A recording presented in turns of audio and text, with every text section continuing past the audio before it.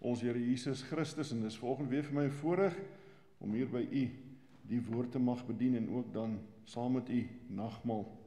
Ek hoop u het 'n verwagting en 'n vooruitsig ook om die nagmaal te gebruik, want dit is 'n liefdesmaal waar ons herdenk wat ons Here Jesus Christus vir ons gedoen het.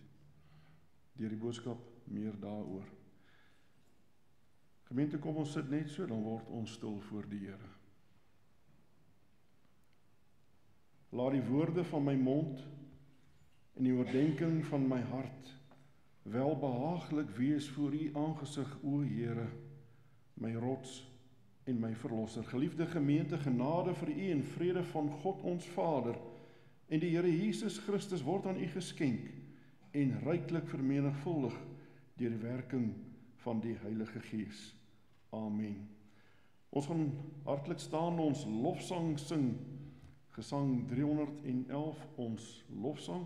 Daarna gaan ek net 'n kort samevatting van die wet lees, en ons doen nie vanoggend die geloofsbelijdenis nie, om net so 'n bietjie tyd te spaar. Kom ons sing hartlik saam, gesang 311, God is hier teenwoordig, laat ons biddend nader, en dit wat daarop volg.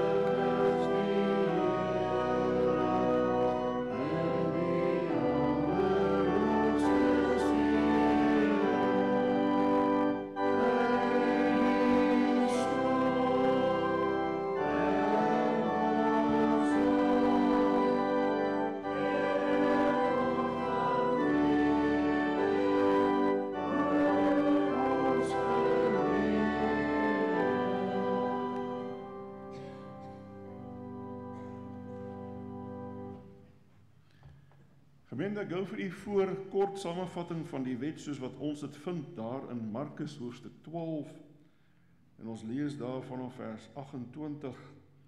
En toe een van die skrifgeleerdes wat bygekom het, hulle hoor rede twis en wis dat hy hulle goed geantwoord het, vra hy vir hom: wat is die eerste gebod van almal?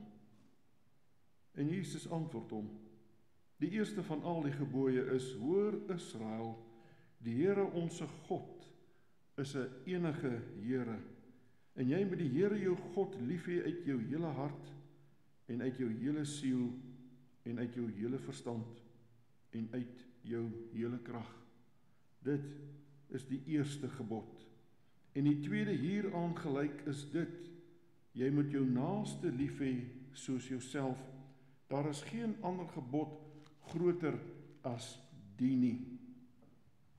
En die skrifgeleerde sê vir hom, goed meester, u het met waarheid gesê dat God een is, en daar geen ander is as hy nie, en om hom lief te hê uit die hele hart, en uit die hele verstand, en uit die hele siel, en uit die hele krag, en om die naaste lief te hê soos jouself, is meer as al die brandoffers en slagoffers. Toe Jesus sien, dat hy verstandig geantwoord het, sê hy vir hom, jy is nie ver van die koninkryk van God nie, en niemand het dit meer gewaag om hom vrae te stel nie. Jy is nie ver van die koninkryk van God nie. Gemeente, ons gaan nou oorgaan tot die lees van ons skriflesing, en ek vra vir u, die wat die woord saamgebring het, om oop te maak by 1 Korintiërs hoofstuk 10. 1 Korintiërs hoofstuk 10. Skriflesing volgend is uit 1 Korintiërs hoofstuk 10. Terwyl die woord van God so oop is, vra ek vir die manspersone vir wie dit gemaklik is en wat kan om te staan, dan verenig ons in gebed. Here ons God, wat 'n voorreg was dit nie om te sing. God is hier teenwoordig. En daarom, Here, nader ons nou biddend tot u genadetroon as gemeente. En ons kom word voor u stil, Here, want u is ons God. Vader, Seun en Heilige Gees, drie enige God. Wat sou die mens wees as u nie aan ons gedink het nie? Die skepsel van u hande, Here, as u ons nie onderhou het nie. As u genade oor ons onttrek, is ons niks, vergaan ons. As u liefde van ons weerhou, Here, sal die mens nie kan staande bly nie. En daar waar ons ook vanoggend kennelik u liefdesmaal kom herdenk, die nagmaal, Here, wat ons kom herinner aan die liefde van God, soos geopenbaar in die kruisdood van ons Here Jesus Christus, waar hy vir mens kom versoening doen het. Versoening tussen 'n sondige mensdom en 'n heilige God. Here, en daarom pleit ons vir voorbereide harte. Pleit, Here, dat u nou ook die tafel sal voorberei in ons harte vir u woord, vir u boodskap, en dat ons daardeur verander sal word en opnuut weer sal besef hoe groot u liefde vir ons werklik is. Here, maar u liefde roep ons ook tot gehoorsaamheid, tot heiligheid. Ag Here, ons dink maar, toe die ark daar uit Silo uit verwyder is deur koning Dawid en agter op 'n wa vervoer is, en dit afval, het 'n persoon sy hand uitgesteek om aan die ark te raak, om dit te stabiliseer, en het hy dood neergeslaan, want u gebooie is so duidelik. Mens mag nie met onheilige hande uitreik na 'n heilige God nie. En daarom pleit ons, dat u ook deur u Gees ons sal kom reinig en sal kom heilig. Here, ons bid vir die siekes, u het elke naam gehoor, veral die dokter wat moet aansterk vir behandeling, vir kanker. Ons dink ook aan haar wat moet gaan vir 'n operasie waar stents ingesit moet word. Here, sal u vir elkeen 'n God van nabyheid wees. Sal u hulle hande vashou en deur u genade hulle deurdra, en as dit u wil is, sal kom genees. Maar ons gebed nou is, Here, dat u ook ons ore sal open, en daarom bid ons, spreek, Here, want u diensknegt en u diensmaagd luister. En ons bid dit in die naam van ons Verlosser, Jesus Christus. Amen. 1 Korintiërs hoofstuk 10. Nou net vir u so 'n bietjie agtergrond. Die gemeente in Korinte was 'n baie vleeslike gemeente. gered, maar baie vleeslik, en daarom het hulle 2 briewe, moes Paulus aan hulle skryf, waarin hy vra wat hulle het beantwoord. En in hierdie gedeelte gaan het onder andere, dat die Korintiërs het dit nie as verkeerd beskou, om na die afgode se maaltye te gaan. Dit wat hulle vir Diana en vir wie ook al daar gehou het, en dan van die offervleis te eet, en dan dit te offer, of deel te maak van die offers, of deel te neem aan daardie seremonies nie, en dan sou hulle dalk die volgende dag die nagmaal gaan vier. En nou skryf Paulus vir hulle hierdie gedeelte wat ons saam gaan lees oor hulle handelinge. 1 Korintiërs 10 vanaf vers 14. Daarom, my geliefdes, vlug vir die afgodediens. Ek spreek soos met verstandige mense. Oordeel self wat ek sê. Die beker van danksegging wat ons met danksegging seën, is dit nie die gemeenskap met die bloed van Christus nie? Die brood wat ons breek, is dit nie die gemeenskap met die liggaam van Christus nie? Omdat dit een brood is ons almal een liggaam, want ons het almal deel aan een brood. Let op Israel, so die volk Israel, na die vlees, het die wat die offers eet, nie gemeenskap met die altaar nie. Daar probeer Paulus wys hoe heilig is die nagmaal. Wat sê ek dan? Dat 'n afgod iets is, of dat 'n afgodsoffer iets is? Nee, maar dat die heidene wat dit offer, aan duiwels offer en nie aan God nie. En ek wil nie hê dat julle met die duiwels gemeenskap moet hou nie. Julle kan nie die beker van die Here drink en ook die beker van duiwels nie. Julle kan nie deel hê aan die tafel van die Here en ook aan die tafel van die duiwels nie. Of wil ons die ywer van die Here opwek? Is ons miskien sterker as hy? Tot sover uit die woord van God. Teks van oordenking kom daar uit vers 21. Julle kan nie die beker van die Here drink en ook die beker van die duiwels nie. Julle kan nie deel hê aan die tafel van die Here en ook aan die tafel van die duiwels nie. En ek wil praat onder die tema om die ywer, die woord, mooi woord Afrikaans, om die jaloersheid van God op te wek. Gemeente, as 'n man nou sy vrou sy jaloersheid wil opwek, dan moet hy net sy oë in die rigting van 'n ander vrou laat dwaal.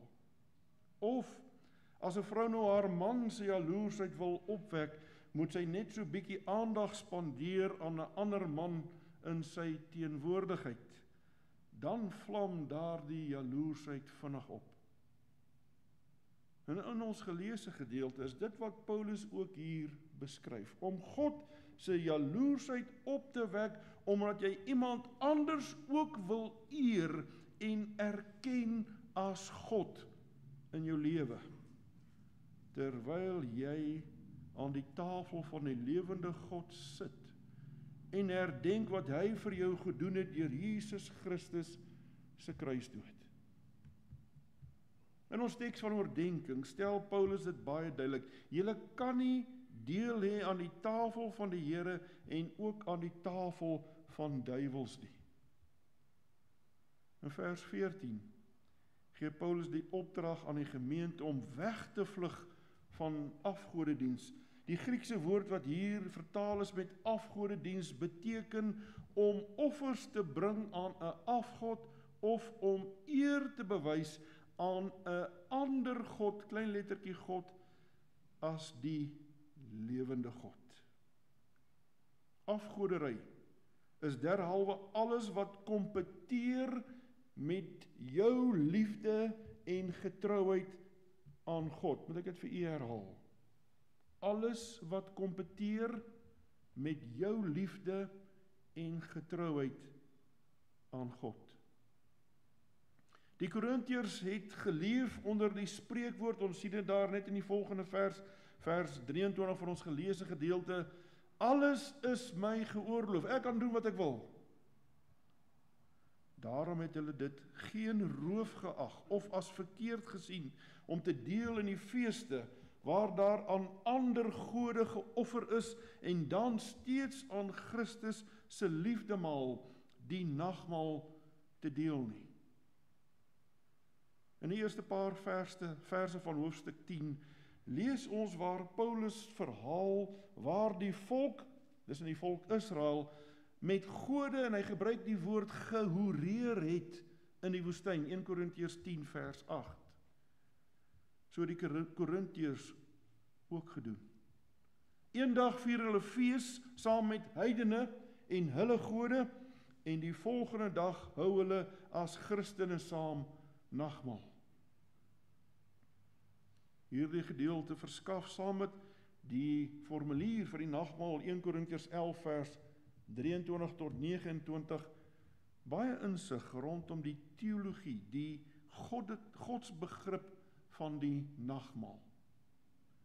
Die hoofgedagte van ons geleesde gedeelte is dat deelname van Christene aan heidense feeste neerkom op afgodediens en dat dit vir die gelowige wat hom hieraan skuldig maak, geweldige gevolge inhou.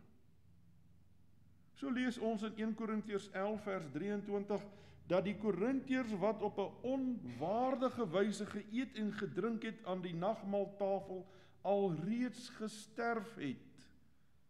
God se oordeel het alreeds oor hulle gekom. Jy sien die Korintiërs het gedink jy kan speel met 'n almagtige God. Jy kan maar afgode dien soos wat jy wil. Maar wat? Kom ons kry hier die groepsversekering in plek. Net nou is Diana reg en dalk nie Christus nie. Kom ons deel in al twee se offers. Daarom waarsku Paulus dringend dat hulle wat deelneem aan die nagmaaltafel moenie op 'n onwaardige wyse daaraan deelneem nie, anders kan so iemand die ywer, die jaloersheid van God opwek, soos gesien in vers 22 van ons geleesde gedeelte. Vriende, hierdie waarskuwing wat Paulus gerig het aan die Korintiërs kom ook na ons toe vandag.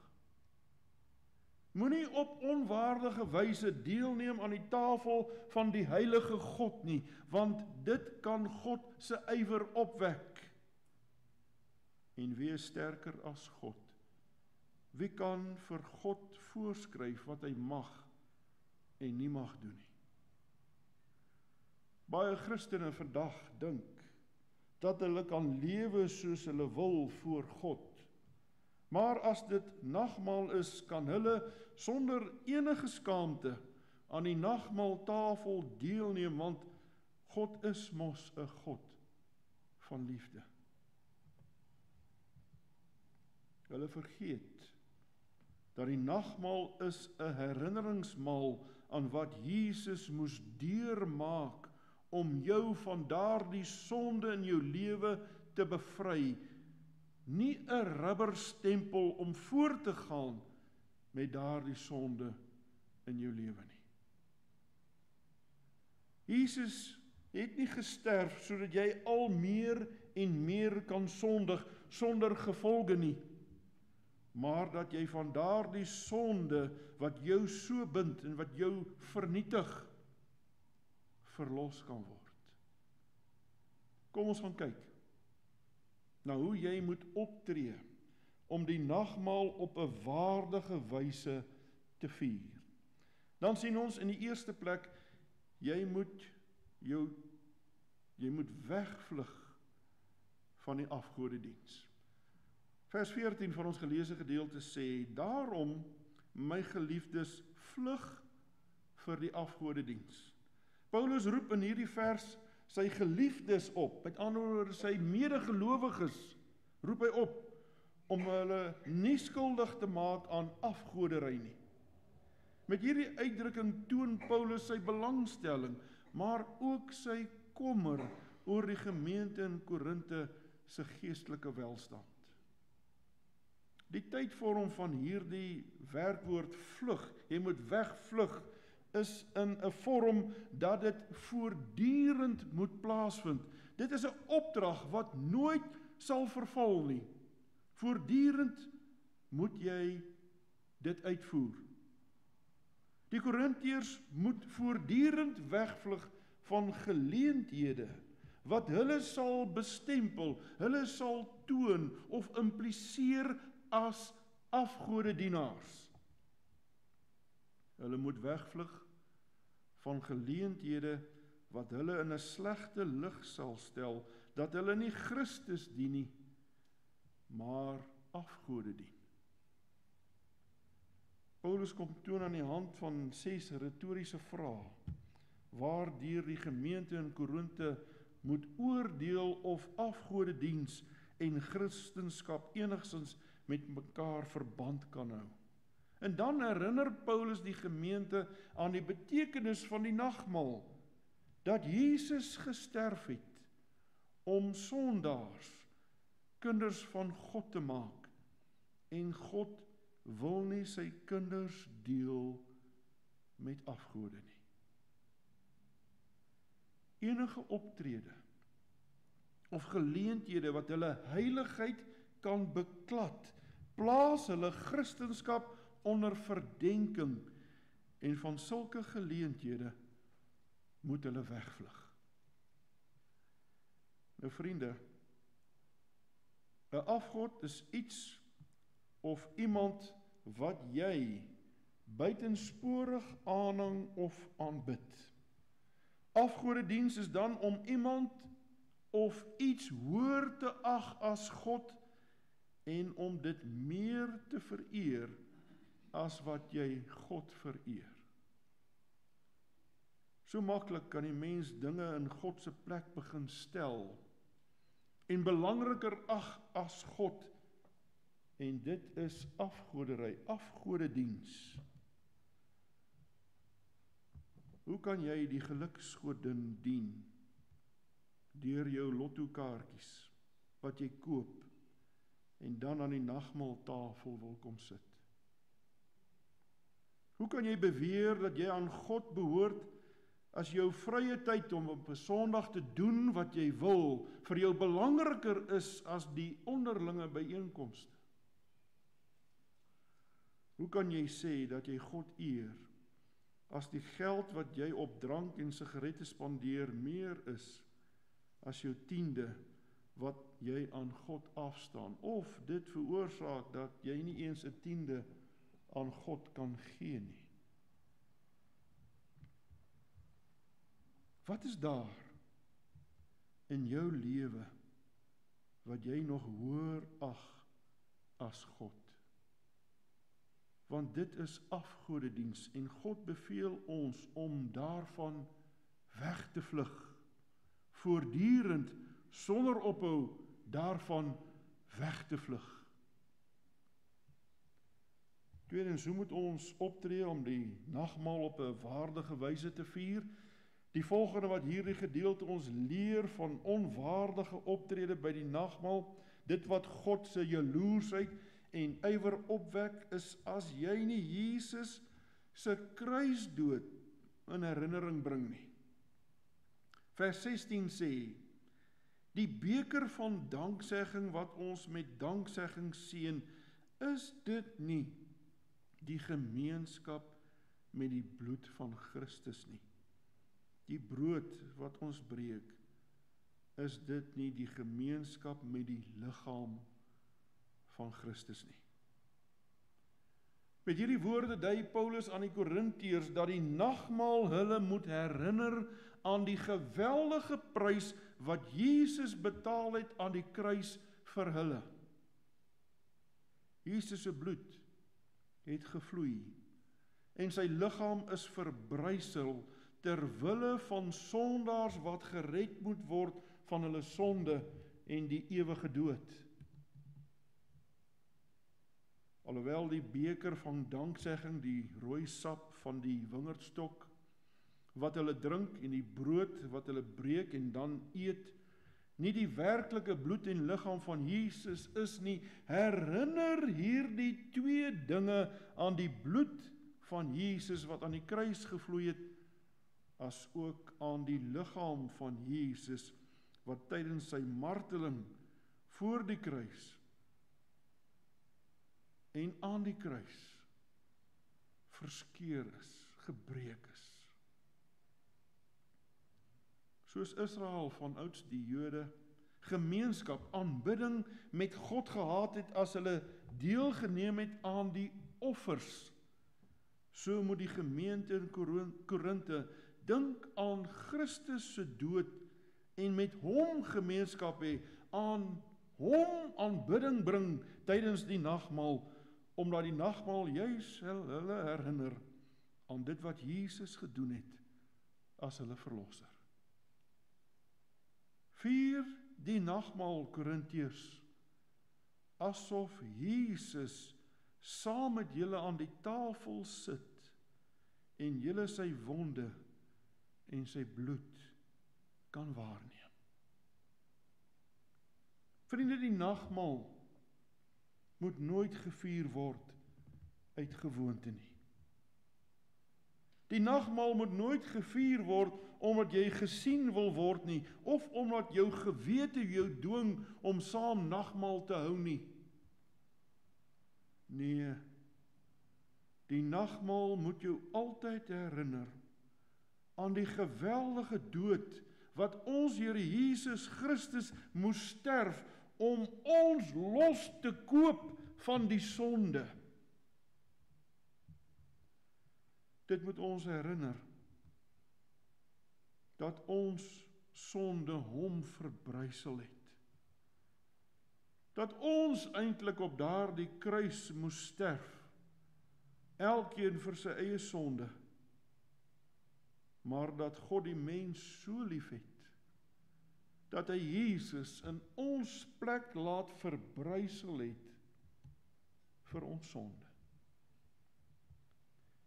Dat Jesus sy bloed moes offer, moes stort, want geen bloed van enige dier kon ooit ewige versoening met God bewerkstellig nie. Net Jesus se bloed kon dit doen. Die bloed van God. Dit moet ons ook herinner, dat daardie offer wat Jesus gebring het, vir almal was, en dat diegene wat hom as verlosser aanneem, deel in hierdie ewige offer wat Jesus gebring het. Vra jouself vandag die vraag, waarom wil jy vandag die nagmaal vier? Uit gewoonte? Of omdat jy nadink en in herinnering roep wat Jesus vir jou gedoen het aan die kruis op Golgotha. In die derde plek leer hierdie gedeelte ons dat God se ywer opwek as jy op onwaardige wyse die nagmaal vier. Dit wek God se ywer op as jy iets anders bo Jesus verhef. Vers 19 en 20 van ons geleesde gedeelte. Wat sê ek dan? Dat 'n afgod iets is, of dat afgodsoffers iets is? Is dit iets? Nee. Maar dat die heidene wat dit offer aan duiwels offer en nie aan God nie. En ek wil nie hê dat julle met die duiwels gemeenskap moet hou nie. Julle moenie saam met die duiwels nagmaal vier nie, sê Paulus. As jy die hele hoofstuk 10 lees, sal jy opmerk dat die Korintiërs baie vrae gehad het rondom offervleis, wat aan afgode geoffer was, en nou in 'n slaghuis te koop aangebied word. 1 Korintiërs 10 vers 25 vra hulle die vraag. Nou hier kom Paulus egter En hy verduidelik aan hulle die vraag, en hy sê, dit gaan nie oor die vleis wat te koop aangebied word nie, maar oor die assosiasie, die vereenselwiging van geestelike magte wat teen God is, in die vleis as offervleis, hulle dit so eet. Kom ek verduidelik vir u. Daar was van hulle wat gesê het, ons kan nie van hierdie vleis eet, as ons nie deelneem aan hulle feeste nie. Dit sal oneer op hulle gode se naam bring. Kom ons vier maar die fees, en dan eet ons vleis, want waar gaan ons anders vleis kry?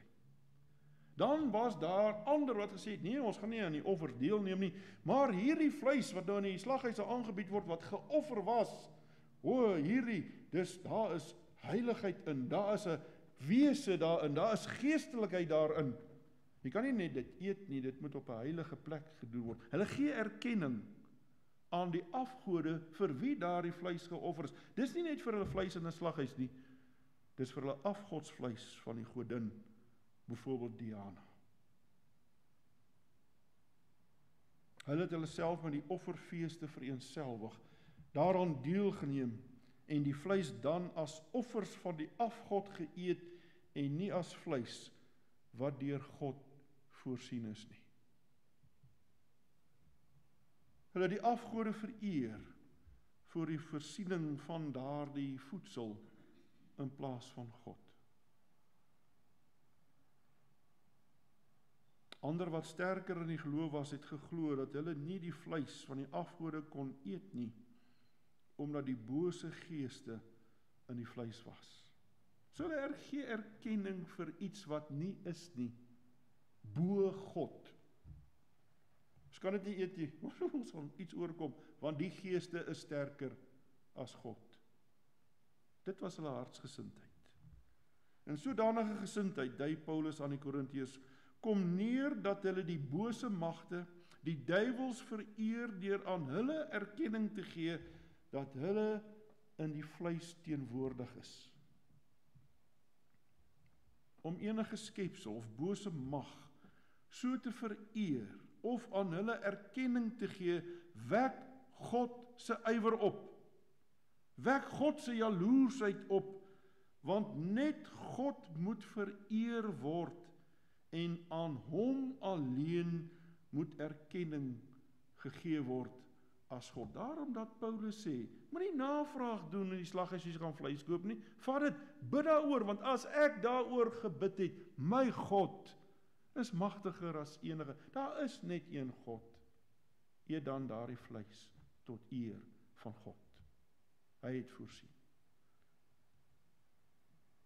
Paulus wil nie hê dat die gemeente enigstens aan die bose magte blootgestel moet word nie, of met hulle vereenselwig nie. Daarom maan hy die gemeente om geensins aan die bose erkenning te gee, dat hulle in hulle daaglikse behoeftes voorsien nie. Die gemeente, dit klink so ver.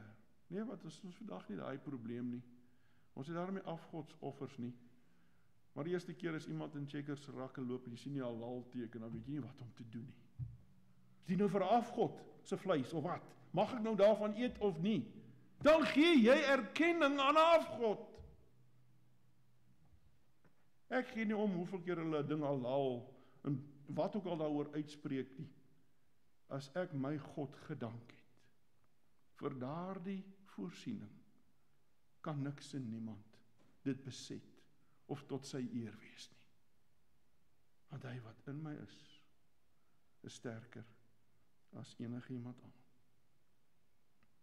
Gemeente, wie verhef jy in jou lewe deur aan gode, bose magte erkenning te gee en op hulle te vertrou, anders as om God alleen te vereer as God en op hom te vertrou en op niemand anders nie?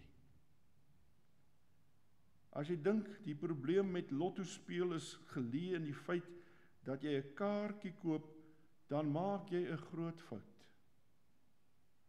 Die sonde is daarin geleë dat jy die geluksgodin vertrou om in jou behoeftes te voorsien en nie in God nie. En dit wek God se ywer, God se jaloesheid op.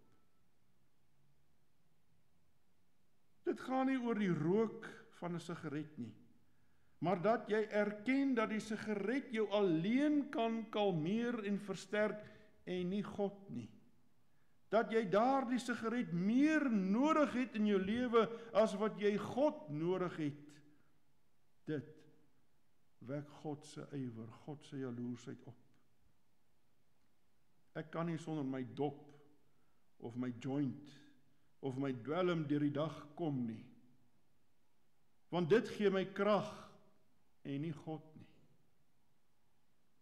Dit wek God se jaloesheid op.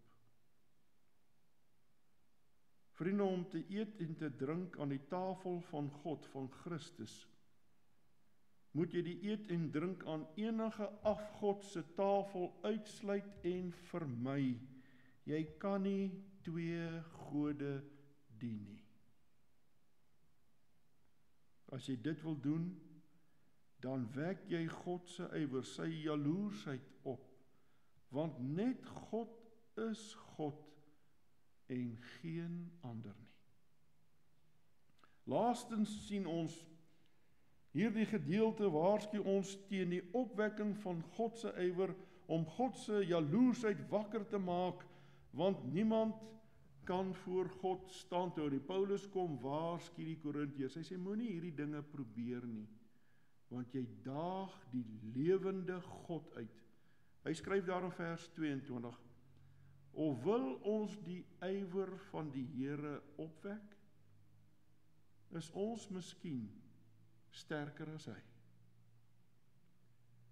Hierdie woorde van Paulus verwys na Deuteronomium 32 vers 17 tot 19. Daar lees ons: Hulle het aan die duiwels geoffer wat nie God is, gode wat aan hulle nie bekend was nie, nuus wat kort gelede opgekom het, vir wie julle vaders nie gehuiwer het nie.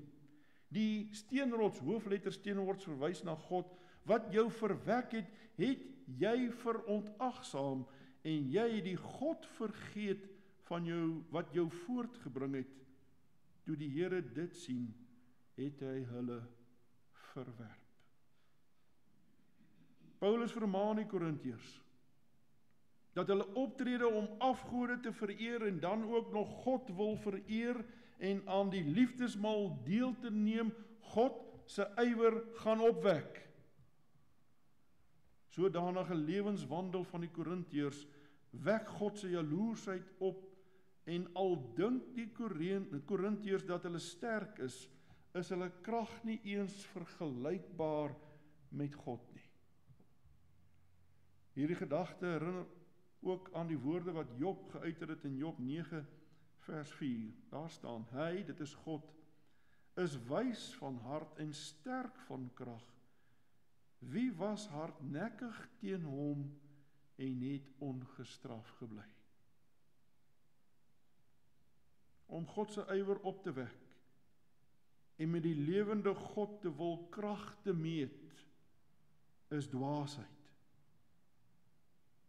Daarom dat die Hebreërs skrywer waarsku in Hebreërs 10 vers 31 skrywe hy: Vreeslik is dit om te val in die hande van die lewende God.